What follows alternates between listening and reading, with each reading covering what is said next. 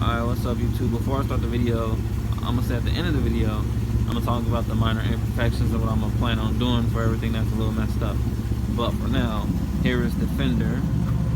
I installed it this morning. Here's the fitment. Everything is nice. Fitment is amazing. There's a little imperfection, a little, I don't know if it's a dent or a scuff, but since it's a little sitting a little close, I'll call it like a dent. But I'm gonna take it to the body shop and get this repainted anyway.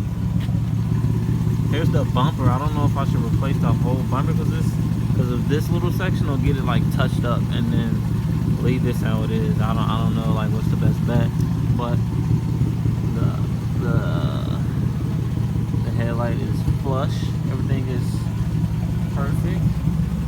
Like I said, I'm gonna get all this when I take it to the body shop. I'm gonna get all the little scratches and dings. So I'm gonna get it touched up and redid.